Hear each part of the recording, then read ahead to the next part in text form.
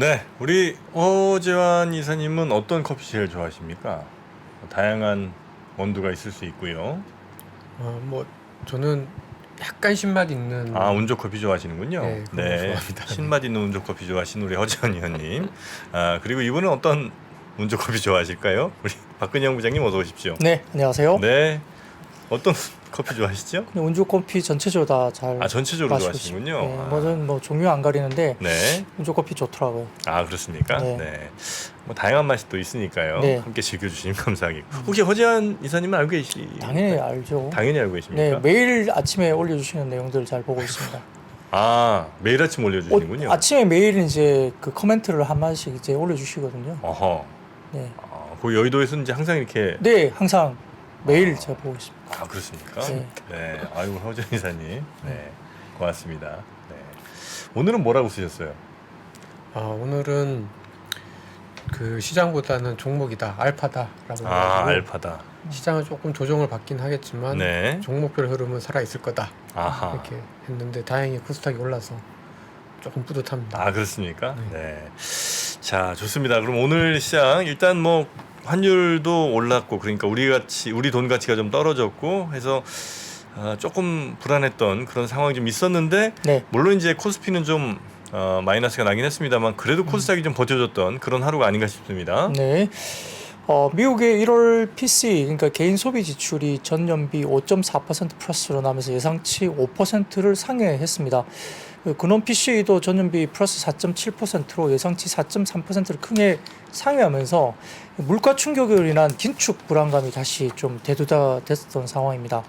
차트를 좀 띄워주시면 PC 인덱스라든지 코어 픽시 관련된 부분인데요. 이게 좀 내려온 듯 하더니 이제 끝 무렵에 이제 다시 좀 고개를 바짝 들었지 않습니까? 그러다 보니까 이제 이게 이 하락 추세로 잘 내려오면 참 좋겠는데 이게 다시 한번 이렇게 고개를 들다 보니까 다시 위로 올라가는 것이 아니냐? 또는 이제 이런 지표들 때문에 뭐 3월에 또다시 뭐 50bp 가능성이 또 열리는 건가? 이런 우려가 사실 생기는 거죠. 물론 이제 이 지표는 좀 더 지켜봐야 됩니다. 한 달만 가지고 이게 뭐 당장 다시 치솟는다 보기는 좀 어렵고요. 네. 아무튼 주말 사이에 미국의 PCE 물가지수가 예상외로 강세로 나왔기 때문에 연준에 대한 통화정책 우려들이 부각이 된 겁니다. 코스피가 18.19포인트 정도 하락하면서 2,405포인트대로 출발을 했습니다. 외국인이 현선물 매도를 했고요. 기관은 현물 매도, 선물만 매수하면서 출발했는데 결국은 바로 이제 코스피가 2,400포인트를 바로 하회하는 모습을 보였고요. 네. 개장 시에 원달러 환율이 1,315원으로 개장했기 때문에 또 두 달 만에 최고치 기록을 나타내면서 외국인 수급에 또 부정적인 이슈가 생겼습니다. 사실 이제 PCE 물가 관련해서 이슈가 있었지만 네. 최근에 이제 뭐 연준 의사록을 보면 사실은 뭐 어퓨, 그러니까 몇 명 정도가 조금 강하게 이야기를 했다고 했기 때문에 한 3명, 4명 뭐 이 정도의 뭐 연준 인사가 약간 강하게 이야기를 했고 나머지 뭐 8, 7명, 9명 정도는 좀 그래도 이제 좀 지켜보자. 0.25 정도로 슬로우다운하는 어떤 속도를 조금 줄였기 때문에 그 속도를 그대로 좀 가고자 한다라는 의견이 있었다고 저희가 추정이 될 수 있는데 이게 지난 11월 달부터 이제 거의 비슷한 추이로 연준위원들 숫자로 보면 좀 그런 모습이 보입니다. 그렇기 때문에 이 웬만큼 좀 시장에 정말 충격을 주는 이벤트가 생기지 않는다면 아직까지는 3월에 25pp가 좀 더 맞지 않느냐라는 의견이 아직은 대세인 것 같고요. 뭐 근데 이제 50pp 우려라든지 일부 있는데 블러드 총재나 메스 총재가 이제 좀 50pp 3월에 대한 인상을 이야기를 했고 블러드 총재 같은 경우도 빨리 올릴 거면 빨리 올리자. 3월에 50pp 올리고 빨리 가자는 이야기를 하고 있지만 사실은 최종 터미널 레이트 같은 경우는 여전히 5.25에서 5.5 정도 유지를 하고 있기 때문에 그게 달라진 게 없습니다. 그리고 시장도 이미 뭐 어떤 패드워치 쪽에서나 이게 반영 금리가 그 정도이기 때문에 일단 너무 이제 앞서가서 뭐 5% 후반대까지 뭐 금리가 갈 거라고 우리가 보는 것은 오히려 그렇기 때문에 시장이 패드보다 더 앞서가는 거기 때문에 시장이 좀 낙폭이 과대하더라도 너무 이제 거기서 겁먹지 않았으면 좋겠다는 개인적인 판단을 갖고 있습니다. 네네. 국내 이제 2,383포인트 정도 수준까지 빠졌던 코스피가 10시 20분 기점으로 외국인 선물 매도가 좀 줄어들기 시작했고요. 주가지수 선물이 그때부터 반등하면서 낙폭이 다소 축소됐고 그때 당시에 이제 관련된 종목들 가운데서는 뭐 AI 관련주라든지 그다음에 2차 전지 산업 관련된 쪽 그리고 로봇이나 우주 산업 등에 관련된 테마성 이쪽에 수급이 들어오면서 10시 45분경에 코스닥은 또 플러스 전환했고요. 코스피는 계속적으로 쭉 빠지던 게 11시를 지나면서 이제 2,400포인트를 또 다시 회복은 했습니다. 물론 마이너스권이긴 합니다만 아침 아침에 깨졌던 2,400포인트를 회복했습니다. 특히 이제 코스닥은 그 시간대 체크를 해보니까 시가총액 상위 10개 종목 중에 6개 종목이 다 플러스 상승을 하고 있기 때문에 지수가 이제 상승으로 이끌어졌고요. 코스닥이 안 빠진 이유인데 뭐 그 가운데 가장 큰 게 역시 이제 2차 전지 관련 소재주라든지 그다음에 오스템 임플란트 이런 종목들이 이제 10개 가운데 6개 정도가 플러스권에 있었던 겁니다. 네네. 낙폭을 줄여가던 증시가 원달러 환율이 다시 이제 1,320원대로 치솟으면서 재차 이제 경계심이 부각됐고요. 다만 이제 코스닥이 2차 전지나 엔터주 등이 강세를 이루면서 코스닥은 방어를 이루어졌고 외국인은 코스피 매도, 그다음에 코스닥은 업종별로 이제 제한적 대응을 하면서 이제 모습을 보였는데 오전장 보면은 한때 선물이 장초반 마이너스 7천 계약 이상 외국인들이 매도를 했지만 이 매도 규모가 축소됐고 그다음에 현선물 베이시스 악화로 일단은 뭐 기관의 금융투자 현물 순매도를 자극하면서 기관 매도가 또 쏟아져 나왔습니다. 코스피에서는 금융과 서비스 정도 외국인들 매수를 했고요. 그 외에도 뭐 다른 업종들은 매도를 이루어졌고 외국인이 코스닥은 2차 전지나 로봇 관련주 선별 매수가 들어왔고 기관도 뭐 비슷한 뭐 흐름을 보였다 볼 수 있습니다. 이 업종별로는 보험의 상승세가 지속됐는데요. 최근 호실적 발표했던 하나선보라든지 DB선보 중심의 상승이 이루어졌고 뒤이어서 뭐 포스코 케미칼 등의 반등세에 힘입어서 비금속 광물도 강세였고요. 반면 이외 업종들은 일제히 하락세를 보였습니다. 특히 이제 건설업종이 큰 폭 하락을 보였고 전기가스업도 약세 기록하면서 무배당 그리고 미수금 증가 이슈에서 한국가스공사가 장중 마이너스 8% 급락세를 보였고요. 네. CMO, 바이오시밀러나 백신 치료제 관련주 전반적으로도 하락하면서 의약품도 하락세를 보였습니다. 시가총액 상위단에서는 반도체나 2차 전지, 셀업체 등의 뭐 성장주, 기술주들이 좀 하락세를 기록하면서 전기전자 약세로 이어졌고 코스닥은 코스피 대비 상대적 강세를 기록하면서 업종별로는 역시 일반 전기전자나 기계, 장비, IT 부품은 강세를 보였지만 특히 이제 테마별로 본다면 결국은 레인보우 로보틱스가 장중 23%대 급등세를 보이면서 로봇 테마주 관련주가 강세 뚜렷했고요. 반면 디지털 컨텐츠나 IT 소프트웨어, 반도체 등은 약세를 보였다고 볼 수 있습니다. 네. 그 이제 채팅창에서 좀 얘기가 좀 있어서 그런데 공매도가 증권사별로 많이 패는 공매도 많이 하는 증권사가 따로 있습니까? 아니면 그건 그냥 주문 어쨌든 고객사가 뭐 한다든지 이럴 때 그냥 어쩔 수 없이 나가는 거예요? 뭐 개별적으로 다 좀 차이는 있겠죠. 근데 이제 공매도가 허용된 증권사가 있고요. 아 공매도 못하는 증권사도 못하는 있어요? 증권사도 있습니다. 아 그렇습니까? 저희 참고로 IBK는 공매도를 하지 않습니다. 공매도를 하지 않나요? 네. 아 자체로? 네. 공매도를 누가 하고 싶어도 IBK 통해서 못 해요? 서비스를 뭐 그 증권사가 안 해주면 아 그렇습니까? 공매도를 아. 소위 말해서 이제 그 프라임 브로커리지라고 해서요. 네네네. 이제 주식을 빌릴 수 있는 좀 규모가 큰 증권사들 같은 경우에는 네. 이게 이제 뭐 기관들이든 좀 개인들이든 어쨌든 물량을 확보할 수가 있는데 이게 이제 예를 들면 이제 지점이 굉장히 좀 적거나 또 회사 사이즈가 좀 적은 회사들 같은 경우에는 이게 고객들이 이제 나 주식 빌려줘 매도할게라고 네. 해도 이게 이제 못 구하기 때문에 아니 우리 저 박근영 부장님은 뭔가 이렇게 우리 회사는 공매도 같은 거 안 합니다. 뭐 이런 이제 취지로 말씀하시는 것 같은데 회사 작아서 그렇다고 얘기하면 어떻게 합니까? 그러니까 이제 그런 어려움들 때문에 이사님. 그런 것들이 이제 안 되는 회사들이 좀 있다는 거죠. 아 이게 노력하면 할 수 있겠죠 저기도. 네. 그러나 이제 공매도를 안 하신다는 거 아닙니까 그 회사가? 그게 이제 왜 그때 불거졌냐면 네네. 셀트리온 종목들 때문에 그렇죠. 한참 맞아요. 이슈가 됐었잖아요. 셀트리온? 예, 네. 셀트리온 공매도가 너무 많아서 그때 이제 셀트리온 주주분들이 되게 좀 이렇게 대동단결하는 분위기 때문에 아 그래요? 그래서 뭐 전체 증권사 중에 공매도를 이제 서비스 하지 않는 증권사로 이제 옮기자 맞습니다. 아 그래서 이런 운동이 한번 벌어졌었어요. 그래서 그게 딱 4년 전, 5년 전에 있었어요. 네네, 아, 아주 그래요? 좀 몇 년 전인데 그러다 보니까 이제 시장에서 공매도를 시스템적으로 이제 서비스를 하는 회사와 하지 않는 회사 그때 좀 이렇게 나타났죠 리스트가. 아 그런 게 좀 있었군요. 네네. 유지는 해요? 저희도 안 합니다. 아 그렇군요. 네. 고객들을 보호하기 위해서. 아, 네네네. 두 회사를 안 하시는 걸로 저희가 정리하겠습니다. 공매도 때문에 또 오늘 또 화나신 분들이 좀 많이 계신 것 같아서 한번 여쭤봤습니다. 아무래도 이제 시장을 좀 누르는 뭐 수급이니까요. 근데 뭐 하나의 매매 방식 중에 하나라고 생각하지만 일단 시장을 누르는 수급이니까 그래서 뭐 올라가는 입장에서는 좋은 건 아니죠. 네네네. 자 그러면 이제 섹터 하나하나별로 좀 들어가 볼 텐데 어떤 섹터부터 가볼까요? 네, 역시 오늘 로봇 관련주가 뭐 두각을 나타냈다 볼 수 있는데요. 뭐 자율주행 로봇에 대한 법안이 통과되면서 뭐 사업화에 대한 기대감이 한층 더 커지는 분위기입니다. 사실 뭐 로봇 산업에 대한 분석 보고서도 계속 제시되고 있는데 뭐 좀 이따가 유진투자증권 보고서를 제가 잠깐 언급을 드리겠고요. 지금 지난주 말씀드렸던 자율주행 로봇이 도로는 아닙니다. 도로는 아니고 보도 통행과 관련된 법안이 통과됐다고 말씀드렸지 않습니까? 그래서 이제 향후에 개정안이 국회 법사위와 본회의를 거치게 되면 효력을 갖추게 되는데 결국 이제 이렇게 되면 이제 뭐 배달 로봇이라든지 이런 것들은 조금 가시권에 들어올 수도 있다는 느낌을 갖습니다. 그래서 이제 정부 주도의 첨단 로봇 산업 전략 1.0 사업 추진 과정의 하나이고요. 향후 이제 로봇 배송 서비스나 관련 사업이 뭐 실제 탄력을 받을 수 있는 가능성이 좀 열렸다 이렇게 시장은 평가를 하는 것 같습니다. 더군다나 이제 두산 로보틱스 상장 추진 소식도 시장에 오늘 굉장히 긍정적인 요소로 이제 발표됐는데요. 보도에 따르면은 두산 로보틱스를 연내 상장시킬 것으로 목표로 하고 있고 준비를 한다라고 뉴스가 나왔는데 사실 연내 상장을 하려면 적어도 상반기 내에 주관사 선정이라든지 그다음에 지정 감사 같은 업무가 선행되기 때문에 아마 좀 빨리 좀 서둘러야 되겠다 이렇게 이야기는 나온 것 같고 특히 이제 가치 산정을 보자면 최근에 삼성전자가 레인보우 로보틱스 투자가 이루어지면서 1조 5천억 수준에서 이제 투자가 이루어진 걸 감안한다면 두산 로보틱스의 가치 산정에 있어서 좀 긍정적인 잣대가 적용되지 않을까라는 이제 기대를 하는 거죠. 근데 네. 사실 뭐 레인보우 로보틱스가 적정한 주가 시가총액이냐 이걸 물어보면 또 다른 이야기이긴 합니다. 지금 오늘 장중 올라서 1조 7천억 정도 되거든요.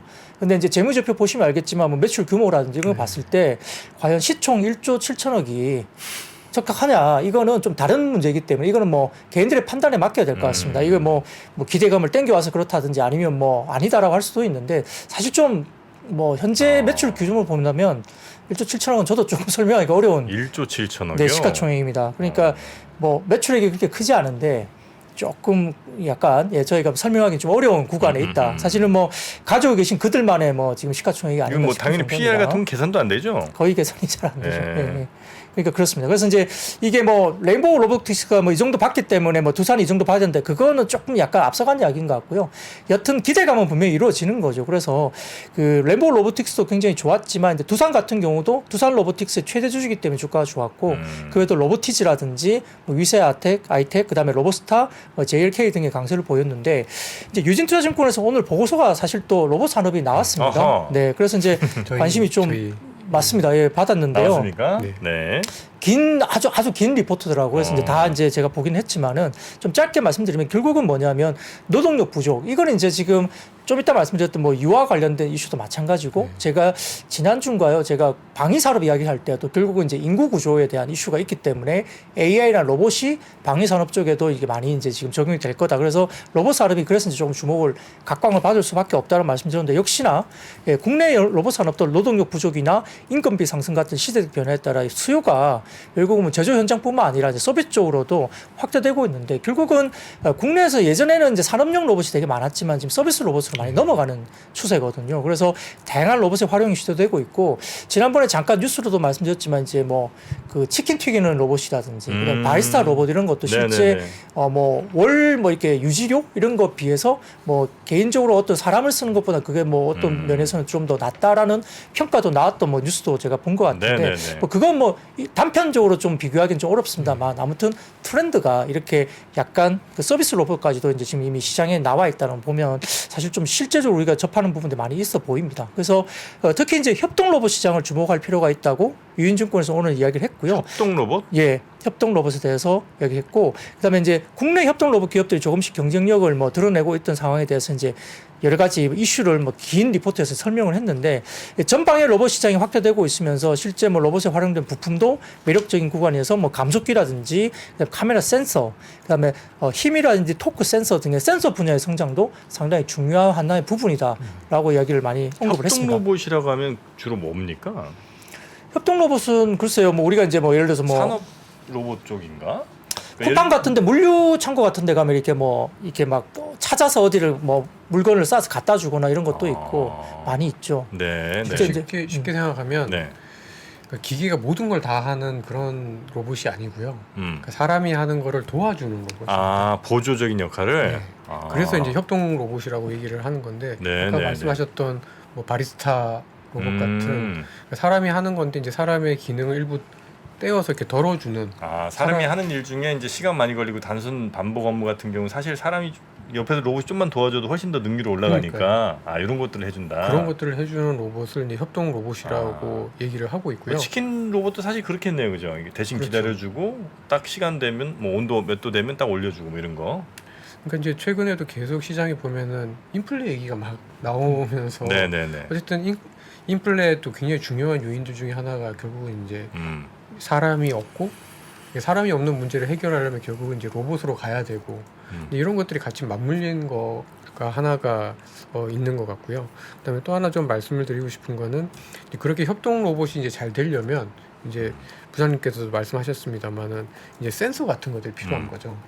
그래서 이제 협동 로봇 그리고 그거와 관련된 뭐 카메라 그다음에 관련된 센서 이런 것들이 계속 좀 필요하지 않겠느냐라는 건데 이제 아까도 지적하신 것처럼 최근에 이제 레인보우 그 기업이 너무 이제 주가가 좀 많이 오르기는 했는데 사실 저희 국내 기업들 중에 이런 협동 로봇이나 로봇 산업에서 아주 주도적인 기업들이 사실은 별로 없습니다.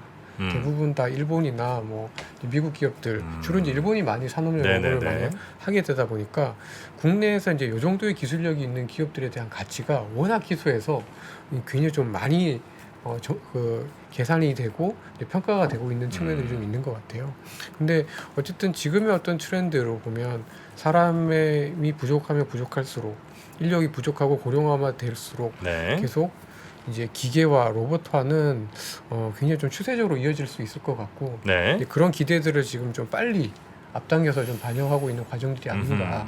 특히 이제 불황이나 인플레나 이런 걱정들이 클 때 오히려 이런 것들이 좀 더 부각되고 있는 것 같습니다. 그러니까 이제 노동 참여율이 계속 빠지고 인건비 올라가니까 컨셉으로는 사실 로봇 쪽이 맞긴 한데 뭐 최근에 관련주들의 주가 상승 속도가 산업의 뭐 이렇게 적용이란 이런 거에 비해서 너무 좀 심각하게 빠르게 가다 보니까 사실은 뭐 따라잡기는 당연히 안 될 것 같고 가지고 계신 분들의 영역이고 뭐 그런데 이제 정책적으로는 자꾸 이제 또 뭔가 가시적으로 좀 더 한 발짝 나가가는 정책 발표라든지 이런 것들 나오다 보니까 수급이 또 이제 장이 안 좋을 때는 이런 쪽이 좀 쏠리지 않습니까? 시장이 좋으면 밸류에이션 플레이를 하면서 뭐 대형주를 사고 팔면서도 충분히 낼 수 있지만 장이 썩 좋은 분위기가 아니다 보니까 약간 이런 쪽에 테마성 쏠림이 있을 수도 있는데요.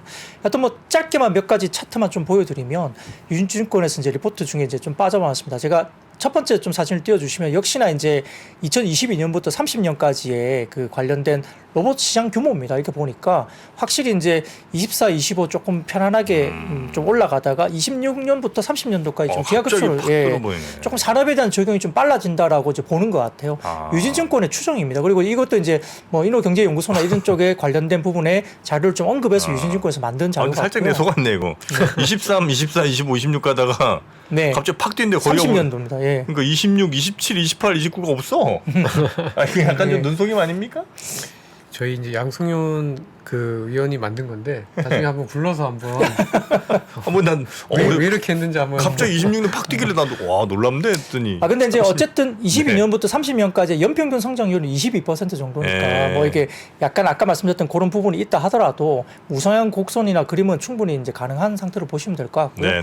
다음 사진을 보여주시면 글로벌 협동 로봇 설치돼서 추인데 약간 그 19년도에 증감률이 약간 좀 조정을 받았다가 그 이후 20년도 21년부터 좀 확실히 증감률이 또 올라온 모습이 보이거든요. 그러니까 잠깐 주춤했다가 20년도 들어서면서 일단은 또다시 이제 증감률이 우상향 그림을 그려지니까 절대적으로도 증감률이 우상향 그림이 나오고 있는 상황이고 오른쪽으로도 이제 뭐 협동 로봇 시장 규모 자체도 일단은 좀 빨리 그려지는 부분인데 이것도 이제 아까 말씀하셨던 26년 뒤에 30년 붙어 있으니까 갑자기 뛰는 모습들이 조금 다르게 보일 수도 있습니다. 그리고 마지막 도표는 이제 글로벌 산업용 로봇 가동돼서 추인데요. 이것도 보면 2011년 정도부터 이제 약 10년 정도 보면 10년 만에 거의 뭐 산업용 로봇 가동 대수가 3배 정도 올라왔으니까 아무튼 방향성으로는 뭐 로봇 산업이 확실히 우리가 이제 실제 생활에도 들어오고 있고 산업 쪽에는 역시나 먼저 들어갔고 이렇게 볼 수는 있는데요. 아무튼 뭐 그 방향성에 대한 속도나 이런 것들 방향성 이거는 맞는데 관련 종목들의 움직임은 사실 좀 빠른 느낌은 있다 이렇게 분명히 말씀드리겠습니다. 네. 자, 로봇 관련해서 조금 지나치게 과열되는 거 아닌가 하는 약간 주의의 말씀 조금 주셨고요. 그 다음 섹터는 XR/VR이요? 네, 맞습니다. 사실 뭐 애플에서 6월에 그 MR 헤드셋 공개 예정이 알려져 있는 가운데 뭐 후속 모델도 개발 중이라고 외신 보도가 나오면서 관련주들이 좀 관심을 받았습니다. 블룸버그 통신에서 애플이 리얼리티 프로로 이름으로 내놓는 MR 헤드셋의 두 번째 2세대 버전을 이미 개발 중이라 나왔죠. 사실은 첫 번째 세대 버전 같은 경우는 기대감이 그렇게 사실 높은 건 아닙니다. 물량이라든지 그다음에 여러 가지 기계 가격이라는 이런 것 때문에 그것도 좀 약간 연기된다는 이야기들이 계속 나오고 있어서 약간의 뭐 기대감이 좀 떨어진 부분인데 지금 두 번째 버전을 이미 개발 중에 있고 언제 나올 거다 이게 이제 구체적으로 나오니까 또 관심을 받은 거죠. 그래서 이제 두 번째 버전이 이제 해당 모델은 첫 번째 헤드셋에 비해서 성능이 굉장히 향상될 것으로 이제 블룸버그 통신에서 이야기를 했는데요. 첫 번째 모델은 M2 칩과 AR, VR을 위한 보드 칩을 장착했지만 애플이 원하는 수준의 그래픽을 출력하지 못했기 때문에 기술적인 난제가 좀 있는 걸로 알려지고 있고요. 그래서 이제 차기 모델은 3나노 기반 M3 또는 M4 변형 칩 또한 더욱 강력한 프로세서가 탑재되면서 기능이 네. 훨씬 좋아질 거다 보고 있는 것 같습니다. 그래서 애플에서는 헤드셋이 이제 첫 번째 나오는 게 $3,000 내외 높은 가격이기 때문에 $3,000 오늘 400 가까이 되는 그렇죠. 거예요. 이걸 누가 사겠냐 이거잖아요. 그래서 시장에서는 이게 전문가용이지 일반 범용은 아니다라고 이야기를 계속 하고 있는 것 같고요. 그래서 사실 기대감이 많이 떨어지고 있죠. 그래서 연초에 작년 말 같은 경우는 이게 첫 번째 헤드셋이 한 100만 대 정도까지 이제 추정이 됐었는데 근데 지금 계속 그게 떨어지고 있어요. 100만 대 못 만든다. 네. 지금 계속적으로 뒤로 밀려지니까. 그래서 저가형 제품이 언제 나오느냐 이게 문제인데 24년, 25년 저가형 제품 출시가 계획되고 있다라고 이제 이야기가 나오고 있고 저가형 모델의 이름은 리얼리티 1으로 이제 예상된다라고 이야기 나왔습니다.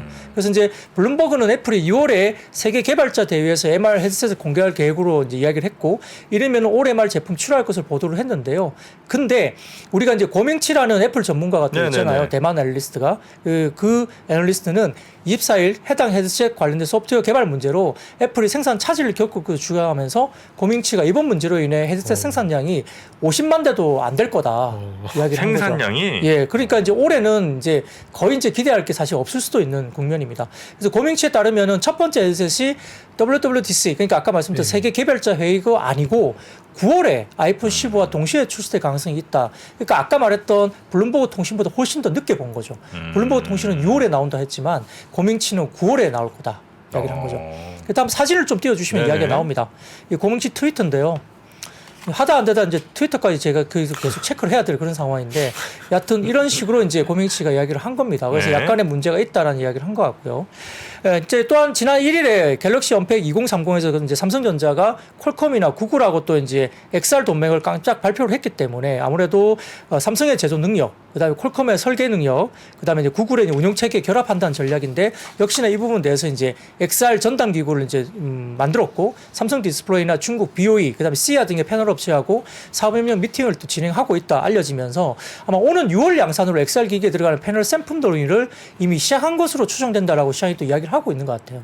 삼성도 이제 경쟁 작품을 내놓는다고 하니까 이제 시장은 좀 이제 형성되는 것 같다. 일단 출발을 하는 것 같다 이야기를 합니다. 그래서 이르면은 올해 안에 삼성의 XR 기기 신제품이 나올 걸로 보고 있고 또 이제 오늘 뉴스가 나온 게 뭐냐면 삼성이 최근 갤럭시 글라시스라는 상표 출원을 했다라고 이야기가 나옵니다.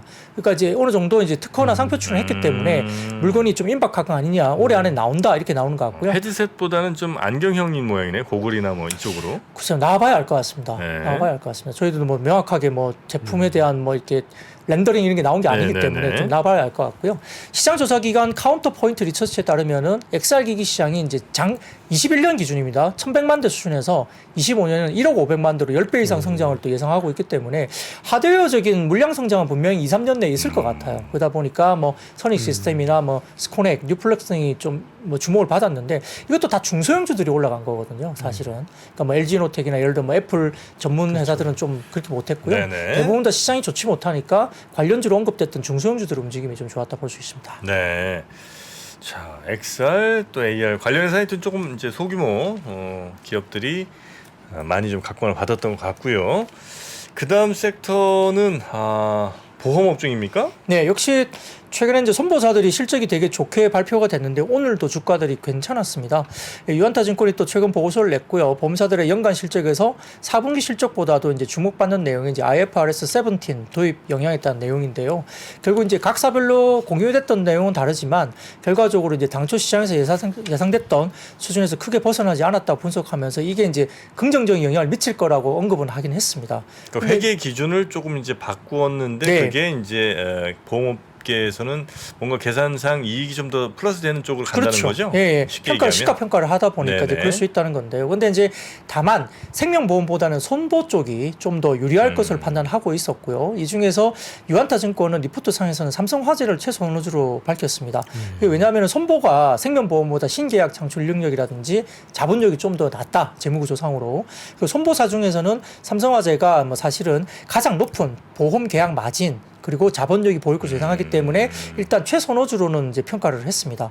근데 결국은 IFRS 17이 보험 부채를 기존의 원가가 아닌 시가로 평가하는 새로운 국제 회계 기준이기 때문에 네. 증권회사는 이렇게 보험사의 경상 이익이 개선될 수 있고 그러다 보면 혹시 이제 주주 환원과 관련된 부분을 좀 강화시킬 수 있는 거 아니냐. 근데 정부 당국도 최근에 약간 은행 뭐 일부분 그 통신 그리고 이제 보험도 약간 이렇게 또 돈을 많이 벌고 이렇게 성과급을 네네. 많이 주는 입장에서는 조금 이제 약간 그런 비슷한 뉘앙스로 이야기가 좀 나오고 있기 때문에 보험도 약간 그런 부분에서는 뭐 자동차 보험도 지금 가격을 좀 더 이제 내린다 이야기가 나오고 있지 않습니까? 근데 그게 뭐 어느 정도 이제 뭐 적당한 수준인지 아닌지는 약간의 뭐 차이가 뭐 어떤 판단의 차이가 있겠지만 아무튼 분위기가 정부가 또 보험사도 약간 그런 비슷한 뉘앙스 이야기가 하고 있어서 약간 주주 환원에 대한 좀 강화가 혹시 정책적으로 좀 이루어질 수 있을까라는 기대감이 있는 것 같긴 합니다. 네. 근데 이제 유한타증권이 지난주에도 제가 잠깐 말씀드렸지만 이게 이익 증가 폭에만 주목해서는 안 되고 결국은 그 증가분이 정말 주가가 얼마나 오른 그만큼의 이익 증가분이 정말 얼마나 지속될 거냐 집중해야 된다 이야기를 하고 있는데 결국은 차트를 한번 먼저 띄워주시면 지난번에도 한번 설명 계속 드렸는데 이게 뭐냐면 그 유한타증권 리서치에서 나온 게 고금리 경쟁 때문에 저축성 보험 판매가 급증했습니다. 보시면 오른쪽에 파란색이 보이시죠? 그러다 보니까 이제 금리 경쟁이 많이 일어날 수밖에 없고 네네네. 그렇죠. 그러다 보니까 다음 사진을 띄워주시면 이게 그 전체적으로 이제 뭐 손해 비율이 많이 올라가게 되면 그죠? 손해율이 올라가게 되면 사업 비율 파란색이 많이 올라갑니다. 그러면 이게 비용이 많이 든다는 거거든요. 경쟁 때문에. 그럼 결국 이제 썩 좋은 건 아닌 환경으로 가는 거예요. 결국. 그래서 이제 여러 가지 부분에서 조금 이제 금리 부분이 만약에 하향 추세로 가게 되면 이게 나중에는 조금 지금은 당장 좀 좋은 국면이지만 판매가 급증하고 있지만 나중에 금리가 하락기로 접어들면 조금 부정적일 수 있다 이야기하는 거고 다음 차트 보여주시면은 손해보험사별 장기 위험 손해율 추이인데요. 상대적으로 지금 역시. 이 편에서 파란색 보시는 게 이제 삼성화재입니다. 역시 화재. 예, 그러다 보니까 유한타증권 입장에서는 상대적으로 좀 삼성화재가 이런 부분에서는 조금은 최선호주로 좀 이야기해도 되지 않을까라는 네. 코멘트를 낸 것 같습니다. 네. 우리 허재환 의원님, 네. 뭐 하실 말씀이 있을 때는 좀 더 강하게 좀 해주시고, 아, 네. 근데 저는 그 보험주가 힘 좀 내주시고. 이번 주 들어서 네. 조금 이번 주랑 지난주부터 조금 셌잖아요. 그냥 아주 쉽게 생각하면 그냥 금리 올라서 올라가는 게 아니냐. 뭐 이런저런 이유로 지금 뭐 상승을 예. 이야기하고 있지만 사실은 그 배경은 이제 금리 아니냐? 예. 그리고 네. 이 은행들이 사실은 이제 금리가 오를 때 좋았었어야만 했는데 최근 들어서 앞서도 말씀드렸지만 은행하고 통신에 대해서는 정부 방침 자체가 네네네. 약간 뭐 독과점이다. 네. 그다음에 뭐 이제 경쟁을 더 강화해야 된다. 이제 이런 식으로 얘기가 나오면서 앞으로 이제 예금 쪽에서도 이제 경쟁이 강화될 거다라는 어떤 걱정들이 있는 거에 비해서는 네. 이제 보험업종은 똑같이 금융업종이고 금리 올라갈 때 전통적으로 강한 업종인데 당장은 이제 이런 이슈들이 없고 오히려 이제 IFRS 17과 같은 이런 이슈들이 있으니까 오히려 상대적으로 좀 비켜가는 느낌이지 이쪽이 정말 어떤 실적이 정말 좋아지고 뭐 시장을 좀 살리는 그런 느낌은 아니었던 것 같습니다. 그렇습니까? 네. 자, 금리로도 뭐 보험이나 금융업종이 대체적으로 이제 금리 상승에 많이 혜택을 받는 쪽이니까 뭐 그럴 수는 있겠네요. 자, 그러면 보험까지 한번 살펴봤고요. 다음 섹터는요? 네, 우주산업 육성 기대감이나 스페이스X와 세아그룹주의 납품 계약 논의 소식입니다. 계약을 했다는 게 아닙니다. 네. 그래서 이제 그 소식 때문에 관련주가 뭐 사실은 뭐 일부 종목은 상한가를 가기도 했는데요.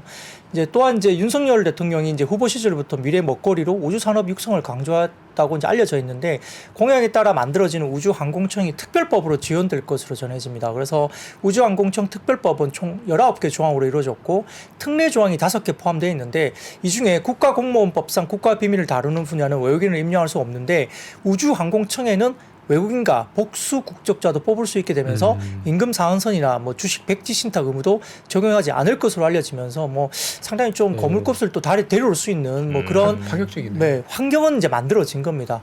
그렇기 때문에 약간 뭐 여러 가지 부분에서는 좀 기대감이 일단 대통령 공약상에서 실제로 지금 이제 공약상이 이행되고 있기 때문에 좀 보이는 것 같고, 더군다나 지금 아울러서 세아 창원 특수강이 스페이스X와 특수 합금 납품 계약을 추진 중으로 전해집니다. 계약을 한 건 아니고요. 협의 중에 있다고 알려졌습니다. 그래서 해당 제품은 니켈, 크롬, 티타늄 등 합금으로 스페이스X의 위성 엔진 소재로 쓰일 예정으로 이야기되고 있고, 납품 계약에 성공하면은 국내 최초로 스페이스X와 거래하는 것으로 알려져 있는데, 이게 언제 될지 진짜 뭐 논의가 돼서 이제 마지막 최종 클로징 계약까지 갈 건지는 사실은 확인을 해야 되는 상황이긴 합니다만, 이게 이제 불거지면서 일부 이제 우주항공 산업 테마가 급등을 했고, 아울러서 이제 세아 베스틀 지주라든지 세아 특수강, 세아 홀딩스 등 세아 그룹주가 대부분 다 굉장히 강세를 보였던 하루였는데, 네. 하여튼 뭐 국내 입장에서는 뭐 국내 업체가 뭐 스페이스X에 만약에 진짜 본계약을 한다면 하나의 뭐 이벤트 정말 될 수가 있기 때문에 기대감을 많이 반영한 것 같습니다. 네. 자, 세아 오늘 아침부터 하여튼 난리더라고요. 뭐 지난 아마 주말에 뉴스가 나왔죠. 토요일이었나? 하여튼 그때 뭐 스페이스X랑 뭐 한다 만다 이런 이제 뉴스 나오자마자 오늘 아침부터 거의 뭐 시작하자마자 거의 뭐 상한가 막 근처까지 막 가더라고요. 근데 세아라는 회사가 회장분이 계셨고요. 그 회장분이 이렇게 이제 돌아가시면서 그 아들 그리고 이제 그 동생 또 동생의 아들 뭐 이렇게 등등 약간 좀 경영 복잡한 상황입니다. 그런 거 나중에 한번 좀 제가 설명 좀 드릴 시간 있으면 드리도록 하겠습니다. 지주회사가 그래서 지금 2개 있고 중간 지주 하나 있고 그렇습니다. 상황이. 누구에게 말씀을 하시는 아니, 거지? 우리 이제 아니, 의원님 알고 계시죠? 아니요, 저는 그 세아 쪽은 잘 몰랐고요. 세아 좀 잘 모르셨고 세아가 만든 게 그죠? 합정동 메사나폴리스 네. 그곳이었죠. 그러니까 이게 세아 같은 회사들이 보면 이렇게 어떤 품목 중에서도 되게 약간 틈새 쪽에서 강점 있는 회사들이라, 철강 뭐 이런 데서 네. 또 특수강. 그러니까 한 번씩 이렇게 그 어떤 모멘텀이나 어떤 뉴스가 있을 때 한번 팡팡 뛰긴 하는데, 네. 이게 사실 이렇게 정말 추세적으로 계속 될 수 있을지는 늘 의문이었던 것 같습니다. 근데 이번에 스페이스 X는 정말 이거 되면은 세아 입장에서 봤을 때는 굉장히 큰 완전 대박일 이슈죠. 것 같긴 한데, 저는 사실 이제 이런 뉴스가 있을 때마다 확인하고 들어가자 하는 입장이라서 네네네. 조금 기대감은 있긴 하겠지만 뭐 그냥 기대로만 저희가 봐야 되지 않을까라는 생각이 좀 듭니다, 개인적으로. 네네. 세아란 이름은 세상을 아름답게라는 거에서 따왔습니다. 그건 잘 몰랐는데. 아유, 네. 또 정프로님한테 또 하나 배우고 가네요. 아유, 뭐 이런 것 갖고 뭐 이렇게 생색내고 싶지는 않습니다. 자, 다음 섹터도 가보죠. 네, 오늘은 조선과 조선 기자재주는 좀 하락세를, 뭐 물론 시장이 빠져서 그렇기도 합니다만 일단 하락세를 나타냈습니다. SK증권에 오늘 리포트가 또 나왔었는데요. 지금 글로벌 신조선 수주량이 오일 탱커 4척, LNG선 3척, 벌크선 3척, 해양지원선 1척, 여객 크루즈선 1척, 기타 1척으로 총 13척 기록을 했는데, 올해 신조선 누적 수량이 133척으로 전년 동기 대비 39% 감소했다고 밝혔습니다. 물론 이제 국내 조선사 같은 경우는 LNG선 중심으로 일단 뭐 수주를 많이 하고 있기 때문에 아마 그 수량으로 봐서는 국내가 이제 중국보다는 좀 많이 떨어질 수밖에 없죠. 근데 이제 고부가 가치선을 중심으로 하니까 관련된 뭐 이익이라는 이런 부분은 좀 다른 이야기긴 합니다만, 아무튼 신조선 누적 수주량이 이제 전년 동기 대비 39% 감소했다고 일단 SK증권에서는 코멘트를 했고요. 아울러 이제 글로벌 중고선 거래량도 2척을 기록하면서 올해 중고선 누적 거래량이 134척을 기록하면서 전년 동기 대비 61%를 감소했으니까 약간 시장이 약간 좀 슬로우한 거죠. 아무튼 그래요? 분위기가 그렇습니다. 그래서 아울러 낮은 운임료와 높은 금리 문제 때문에 선사들이 발주 타이밍을 되게 좀 약간 재고 있다, 좀 늦추려고 하는 느낌이 든다. 그래서 빨리 발주를 하지 않고 있기 때문에 발주 시점에 대해서는 좀 보수적인 접근이 필요하다라고 SK증권에서 코멘트를 냈는데요. 자, 다음 좀 사진을 먼저 띄워주시면 SK증권의 내용을 보면 이 탱커 발주 잔량인데요. 발주 잔량이 계속적으로 빠지고 있는 모습이고요. 그리고 4% 아래로 탱커 발주 잔량이 많이 빠지고 있습니다. 그래서 이제 탱커가 발주가 별로 안 나오고 있는 부분이잖아요. 근데 이제 다음 사진 보여주시면은 이게 빨갛게 보이는 부분들 탱커 인도 예정량이고요. 그다음에 이제 회색이 탱커 인도량인데 보시면 24년도부터 탱커 인도량이 급감하게 됩니다. 그러네요. 네, 그렇기 때문에 수요 우위의 시장은 분명한 상황이다. 그러니까 이제 결국은 최근에 좀 줄고 있는 모습이 보이긴 하지만 탱커 인도량이 24년도부터 완전히 급감하고 거의 뭐 없다시피 하기 때문에 결국은 수요 우위 시장, 그러니까 공급이 많아서 안 되는 시장은 아니고 수요가 우위의 시장은 아직은 분명한 것 같다. 그래서 약간 탱커 발주는 터질 건데 결국은 터질 건데 다만 이제 약간 시점이 조금 문제가 있다. 약간 뒤로 미뤄지거나 시점은 조금 보수적으로 보는 게 좋겠다라고 의견을 냈기 때문에 약간 좀 이런 부분에서는 이제 아주 나쁘게 보기보다는 시점이 좀 미뤄지거나 시간의 문제라는 어떤 그런 부분입니다. 그러고요. 또 외신에 따르면은 뭐 중국 조선업계가 지난 1월 17건의 글로벌 자동차 운반선 이게 PCTC라고 불리는데 발주 물량을 싹쓸이 수주했다라고 알려졌습니다. 그래서 중국 업체들이 이제 늘어난 자동차 수출 때문에 뭐 한국과 일본이 독점했던 PCTC 그러니까 자동차 운반선 관련된 시장에서 뭐 중국 조선업계가 뭐 활발하게 진출하고 있다 이렇게 뭐 평가를 했다고 하는데 아무튼 뭐 1월 달에 17건에 관련된 PCTC 관련된 발주 물량을 싹쓸이 수주했다는 부분들이 또 조선업종에는 사실 좀 좋은 뭐 뉴스는 아니었겠죠. 그러다 보니까 다소 조금은 부정적인 이슈로 주가들이 좀 빠졌다 이렇게 볼 수 있습니다. 네.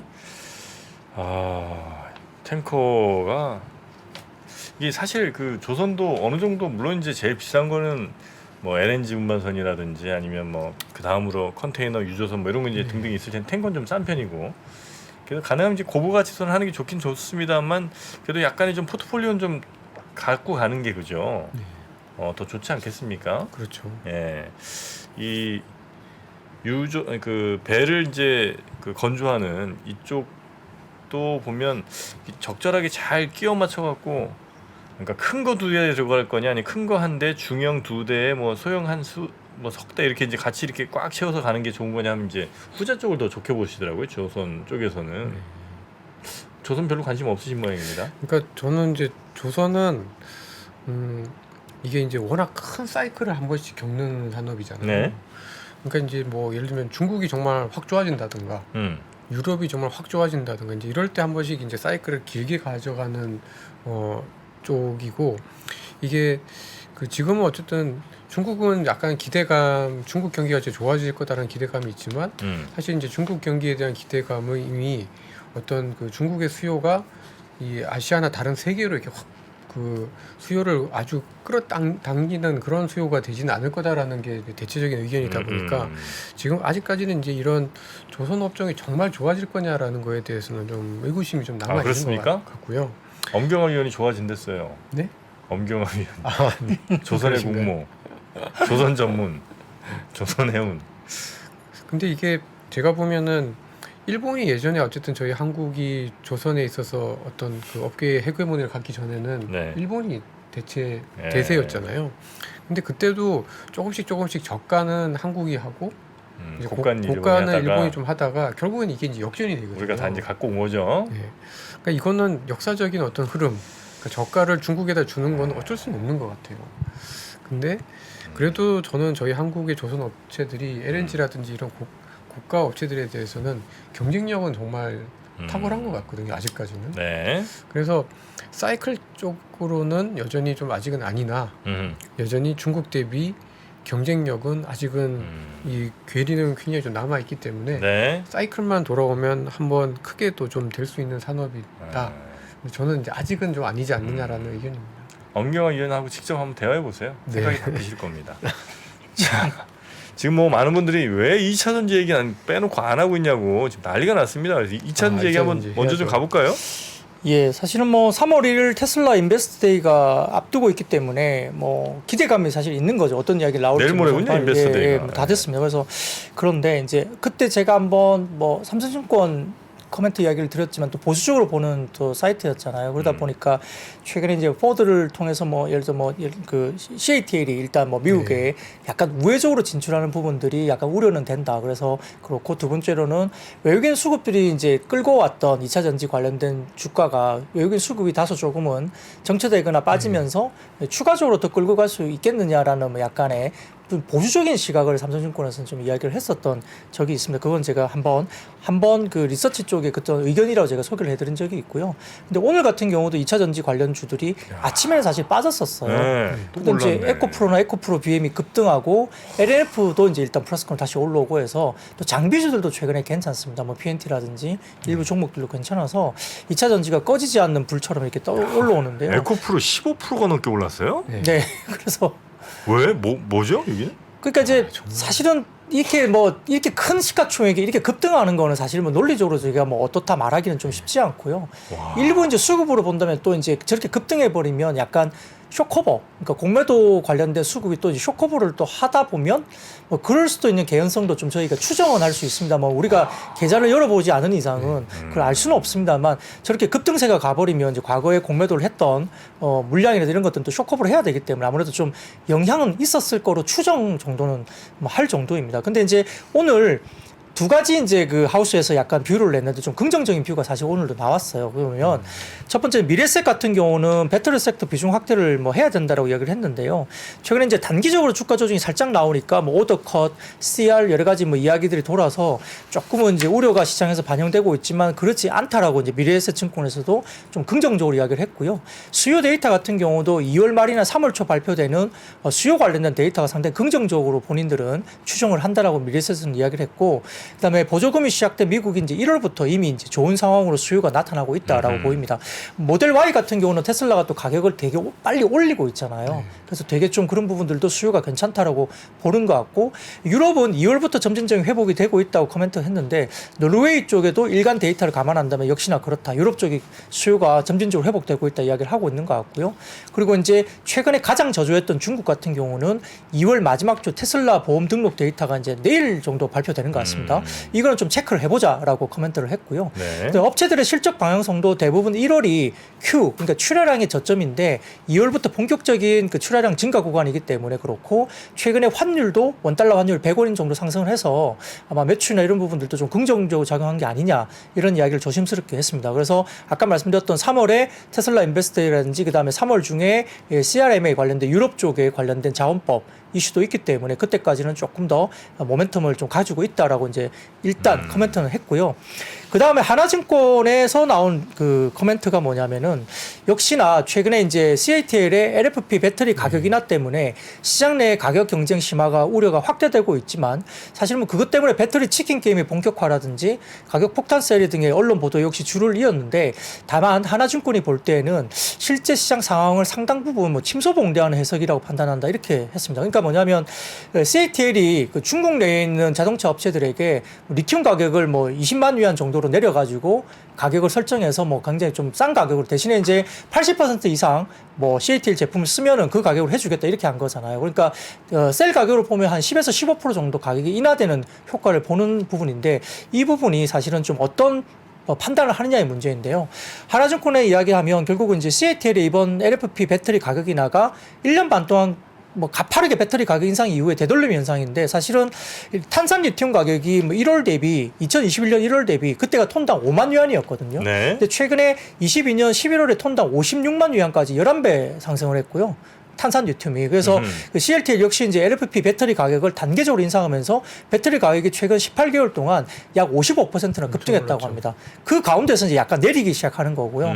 더군다나 이제 중국 내의 완성자 기업들이 가격 협상력이 낮은 후발주자, 그러니까 CATL이 아닌 다른 후발주자들과 신규 계약을 확대하면서 사실은 그 결과 올해 1월 기준 CATL의 중국 전기차 배터리 시장 점유율이 44%로 전년 동월 대비 6%포인트나 하락했다고 합니다. 그러니까 이제 CATL 입장에서 약간 이거 방어를 해야겠네라고 생각할 수밖에 없는 거죠. 그래서 최근 후발주자들의 신규 계약을 감안한다면 CATL의 중국 내 시장 점유율이 추가 하락할 가능성이 높았기 때문에 아마 중국 내 로컬 기업들의 경쟁 심화 과정에서 대응 전략 정도로 좀 국한해서 보는 게 바람직하다. 이걸 글로벌리 CATL이 무슨 뭐 치킨 게임을 하려고 달려든다고 보기에는 조금 너무 과도하지 않겠냐 이렇게 하나증권에서 이야기를 했고요.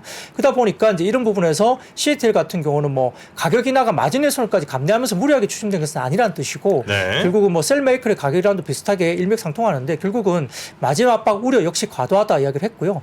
그다음에 말씀드렸던 CATL의 가격이나 조건을 제시한 계약 상대방이 대부분 다 리오토라든지 니오 등의 중국 내 전기차 기업들의 국한 5개 기업이거든요. 근데 중국 업체들만 국한했습니다. 그렇기 때문에 결국은 글로벌 배터리 시장에서의 뭐 한국 배터리와의 가격 경쟁 심화 논리로 확장시킨 것 역시 좀 과도한 해석이다라고 이야기를 했고 결국은 배터리 제조 원가에서 리튬 원가 비중이 50% 수준인 LFP 배터리 가격 마진은 결국은 저가 탄산 리튬을 근거리에서 조달할 수 있느냐가 결정되는데 중국 내에서는 가능하다는 거죠. 중국 내수 시장에서는 그 리튬을 좀 싸게 조달할 수 있는 건 가능한데 북미나 유럽에서 CATL이 이렇게처럼 중국 내에서처럼 근거리에서 탄산 리튬을 되게 싸게 갖고 오기가 북미나 유럽에서는 그게 같은 조건을 할 수 있는 게 좀 어렵지 않겠나. 그러면 중국 내에서와 똑같이 북미나 유럽 가가지고 CATL이 똑같이 LFP 배터리 가격을 그렇게 낮게 제시하면서 뭐 완성차 업체들에게 제시할 가능성은 사실 낮은 거 아니냐. 뭐 이런 네. 논리로 이거는 너무 이제 과도하게 시장을 우려하는 것이고 조금은 압도적인 경쟁력 유지는 아직도 국내 셀 업체는 아직도 그래도 남아 있다라고 좀 이야기를 한 것 같아요. 그러니까 이제 너무 과도한 우려에 대해서 좀 경계하는 코멘트를 냈기 때문에 좀 다소 긍정적으로 좀 장기적으로 봤을 때도 이렇게 좀 긍정적인 코멘트를 냈습니다. 그래서 뭐 어떤 논리가 맞는지는 모르겠으나 아무튼 뭐 지금 이 2차 전지 관련된 소재 업종인 근데 셀은 별로 이렇게 퍼포먼스가 별로 안 좋거든요. 네, 맞습니다. 근데 희한하게 몇 개 셀 소재 업체만 지금 엄청 급등하고 오르고 있잖아요. 에코프로 그룹이나 LNF라든지 그다음에 뭐 포스코 케미칼도 오늘 플러스로 돌아서긴 나노 했는데 신소재. 나노 신소재 그리고 뭐 도전제 같은 경우는 24년부터 큰다고 보니까 이런 나노 신소재나 이런 CNT 도전제라든지 이런 쪽에 관련된 쪽이 이제 시장을 보고 크는 거고요. 그러니까 결국은 이와 관련된 부분에서는 조금은 단기 급등에 따른 여러 가지 해석이 좀 분분한 것 같아요. 이게 뭐 이렇게 급등한 게 맞느냐, 또 단기 급등하다 보니까 좀 조심해야 된다는 입장과 그래도 여전히 괜찮다는 입장이 또 지금 첨예하게 형성되는데 에코프로 그룹이 이렇게 급등한 거 보면 사실은 조금 시총 대비 급등은 약간의 뭐 수급적인 영향이 좀 있었지 않았을까라는 조심스러운 추정도 좀 해볼 수 있겠습니다. 네. 그러니까 요즘에 진짜 네. 이런 배터리 관련한 쪽이 가장 큰 핫 이슈인 것 같습니다. 이제 시장이 좀 특히 이제 2월 초부 이후부터 이제 좀 쉬는 과정에서 생각보다 이제 코스닥 시장을 굉장히 잘 버텼는데 네. 그것도 결국은 까보면 배터리인 거죠. 근데 배터리 3사 셀 3사는 사실은 그렇게 주가가 썩 좋진 않았고 그러니까 이제 소재 업체들 일부가 좋았던 건데 정말 배터리 산업의 어떤 펀더멘털이 좋다면 사실 이런 흐름들이 셀사, 소재, 부품사가 이렇게 좀 확산이 좀 돼야 되는데 네. 사실 좀 그렇지 못하고 있기 때문에 소재만 이렇게 좋을까? 그러니까 이게 좀 약간 논란의 여지들이 좀 있는 것 같습니다. 근데 저는 이제 개인적으로는 셀 3사가 못하는 건 아니고 잘하고는 있는데 어쨌든 CATL 때문에 이제 경쟁이 치열해지고 안 그래도 이제 마진이 되게 좀 빡빡했던 회사들이 계속 이제 마진이 좋아질 여지들은 어쨌든 적으니까 네. 어떤 좀 밸류에이션이든 실적이든 약간 한계가 있는 상황에서 어쨌든 계속 CATL이든 뭐든 계속 투자를 하니까 소재나 부품 쪽은 투자가 계속이 되면서 수요가 늘지 않겠느냐라는 논리가 아닐까라는 생각으로 이제 저는 배터리층에서도 이제 중소형주들은 그래도 기회가 있지 않나라고 좀 보고는 있는데 네. 사실 이 부분이 지금 시장에서 가장 좀 논란의 여지가 많은 부분이고 저도 이 부분에 대해서는 좀 잘 모르겠더라고요. 실제로 그렇습니까? 이게 펀더멘탈이 나빠지는 건 아니고 좋아지는 쪽은 맞지만 에헤. 지금 현재 주가가 사실 좀 많이 반영한 건 아닌가? 좀 비싸지 않을까? 특히 이제 금리라든지 이런 그 어떤 매크로 변수들이 사실 불안한 상황에서 이제 그 시장의 심리들이 너무 확실한 거 전기차나 배터리는 확실하잖아 이런 쪽으로 이렇게 배팅을 하시는 것 같은데 오히려 좀 그게 약간 더 좀 쏠림 현상이 좀. 쏠림 현상이 좀 일부 있지 않았나라는 생각이 좀 들어서 네네. 약간 좀 이게 고민이 좀 있는 편입니다. 오늘 이 그 하나의 뉴스도 좀 영향을 미쳤던 것 같은데요. LNF가 이제 5천억 규모의 투자 유치가 이야기가 좀 뉴스가 나왔거든요. 주관사가 이제 JP 모건으로 낙점이 됐다고 기사가 나왔는데 JP 모건이요? 예, 국내 업체가 아니고 이제 지금 그 해외 쪽 주관사 JP 모건으로 낙점이 된 것 같다라고 오늘 이제 추정 기사가 나왔거든요. 근데 이제 그 이야기가 뭐냐면은 EV를 발행하는데 EV 같은 같은 경우는 이제 자사주를 담보로 이렇게 넘기는 뭐 그런 경우에 해당할 수 있습니다. 이제 미리 자사주를 사놓고 EB 발행을 이제 그 자사주를 담보로 해서 채권 발행을 하게 되는데 EB 발행할 때 보통 보면은 이제 뭐 표면 금리가 얼마인지는 제가 정확하게 계약을 모르겠지만 EB 자체로 갈 때는 결국은 자사주를 나중에 교환할 수 있는 채권이거든요. 그러니까 지금은 채권으로 발행하는데 주가가 많이 오르면 이 기존에 회사가 갖고 있는 자사주를 이제 채권하고 교환해주는 이제 그게 EB 교환 자체입니다.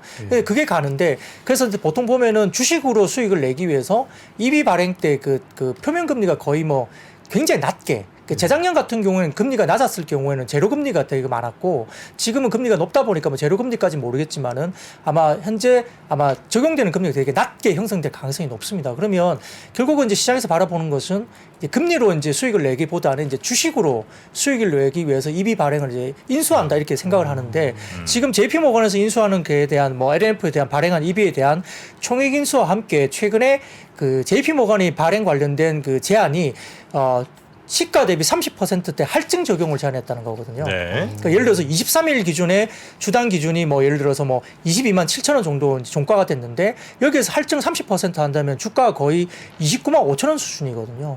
NF가 아마 주가가 그까지 간 적이 없었던 것 같은데 EB 같은 경우는 보통 이제 자사주를 팔 때는 뭐 블락딜 해가지고 디스카운트를 해서 뭐 기관에 넘기거나 그래고 기관이 그 다음날 뭐 바로 뭐 팔아버리거나 이런 식으로 해서 되게 좀 안 좋은 어떤 형식으로 가게 되는데 EB는 현재 주가보다 향후에 어떤 주가 수준에 대한 긍정적인 이야기를 가지고 교환 가격을 높게 지금처럼 JP모건이 30% 높은 가격으로 할증 발행한다는 거예요. 그러니까 교환 가격 자체를 지금 시가보다 30% 높은 가격에 교환하겠다. 그러면 그 가격보다 훨씬 더 많이 높아야 주식을 전환해서 팔고 나가는 거잖아요. 엄청 세게. 그래서 뭐 예를 들어서 22만 7천 원이 주가인데 30% 할증해서 29만 5천 원이 교환 가격이면 주가는 뭐 한 3, 40만 원 가야 그렇죠. JP모건이 팔고 나갈 거 아닙니까? 그래야지 주가에 대한 수익을 낼 수 있으니까. 그러니까 시나리오는 그렇게 이제 형성이 되는 거예요. 그러니까 생각을 해보면 논리적으로. 네. 그래서 이제 이 할증 발행과 관련된 이슈 그리고 JP모건에서 정말 계약을 뭐 했는지 모르겠지만 JP모건이 낙점되면서 이 할증 발행에 관련된 EB 이슈가 있다면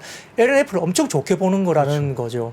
할증 발행까지 되는. 근데 이제 리픽싱도 있을 수도 있고 없을 수도 있습니다. 리픽싱이라는 건 주가가 많이 빠지게 되면 뭐 그 교환 가격을 또 밑으로 내추는 리픽싱 조안이 들어갈 수도 있고 안 들어갈 수도 있거든요. EB 발행은. 근데 이제 그게 만약에 없다고 하면 정말 리픽싱도 없다고 하면 이거는 뭐 그냥 상방으로 보는 거거든요. 근데 이제 제가 뭐 계약 조건을 다 본 것도 아니고 발표가 된 게 아니기 때문에 모르겠는데 아무튼 네. 30%대 할증 적용을 제한했다고 알려지니까 이건 LNF 현재 주가보다 훨씬 더 주가를 높게 갈 거라고. 그게 이제 단기 발행은 아닐 거예요. 아마 발행하면 2, 3년 정도의 발행일 수도 있는데 그럼 향후 2, 3년 내에 LNF 주가에 대한 JP모건의 긍정적인 이슈가 뭐 예를 들어서 3천억을 채권 5천억을 하면서 이렇게 채권 발행해서 다 인수해 갔다 이렇게 볼 수 있으니까 시장에는 되게 좀 이걸 긍정적으로 해석할 수 있는 여지도 있다라는 거죠. 그러니까 이건 하나의 좀 약간 아직까지 2차전지 소재주에 대한 부분들을 좀 좋게 보는 하나의 뭐 이슈가 아니냐 이렇게 네네. 해석할 수도 있겠습니다. EB가 이제 교환사채군요. 네. 네. 뭐 상식 차원에서 조금만 알려주시겠어요? 이제 전환사채는 이제 돈 이제 빌려주는 대신 내가 채권은 받고 나중에 이제 주가 올라가면 그냥 주가로 바꿀 수 있는 그걸 이제 보통 10이라고 하는 거잖아요.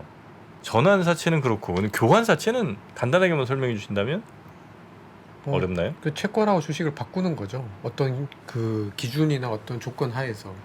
자사주를 담보로 하는 경우가 네. 미리 사놓은 회사에 자사주가 있을 거잖아요. 네. 그 단가는 뭐 제가 정확하게 모르겠습니다만 현재보다는 훨씬 더 전환사채는 네. 주식으로 바꿔주는 거고 네. 그러면 교환사채는 자기가 그 회사 갖고 있는 자사주를 네. 내줄 수도 있는 예. 그렇게 가는 거고. 그 CB 같은 경우는 추가 발행이 되기 때문에 주식 수가 늘어나는 거죠.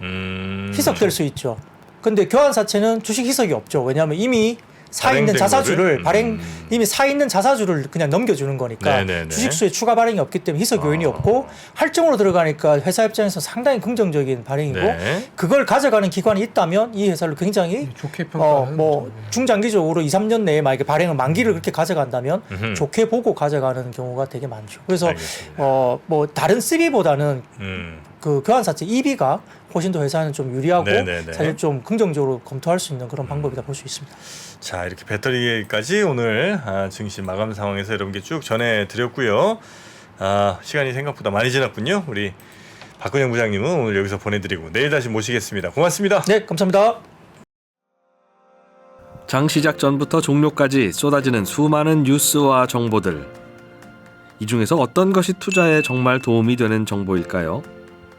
3프로의 증시 셔터맨 박근영 마스터가 직접 정보를 선별하고 투자의 힌트를 드립니다.